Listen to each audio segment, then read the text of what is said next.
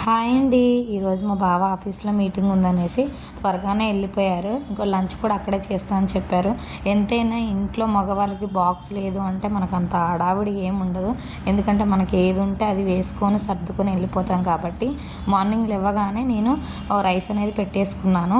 ఇంకా నేను పనంతా అయిపోయిన తర్వాత రెడీ అయ్యి వచ్చేసి నా వరకు ఎందుకు ఒకదానికోసం ఎందుకు ఏమన్నా కర్రీ వండుకోవడం అనేసి ఇంట్లో చూస్తే ఆల్మోస్ట్ మనకు తొందరగా అయిపోవాలంటే ఎగ్సే కదా, 2 ఎగ్స్ ఉన్నాయి. ఒక ఆనియన్ కట్ చేసుకొని మంచిగా ఎగ్ రైస్ అనేది ప్రిపేర్ చేసుకున్నాను. పిల్లలకైనా మన పెద్దవాళ్ళకైనా ఒక్కరికి మట్టికి లంచ్ బాక్స్ అయితే సూపర్ రెసిపీ అని చెప్పొచ్చు.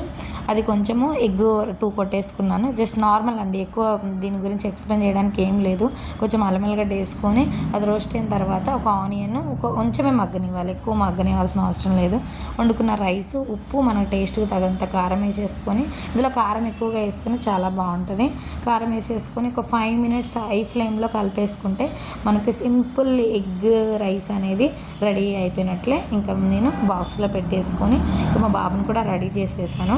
ఇంకా తనకు బ్రేక్ఫాస్ట్ పెట్టేశాను. అంటే తనకు బ్రేక్ఫాస్ట్ పెట్టుకుంటూ నేను కూడా తినేసాను అనమాట. నేను నైటే అన్నం అనేది తోడేసుకున్నాను అనమాట. ఇది సమ్మర్ కదా, మీరు కూడా అప్పుడప్పుడు మీరు ట్రై చేస్తూ ఉండండి. అన్నం తోడేసుకొని తినండి. ఈ సమ్మర్కి బయటకు వెళ్తాం, ఎండకు అనేది మనకు కొంచెము రిలాక్స్గా ఉంటుంది.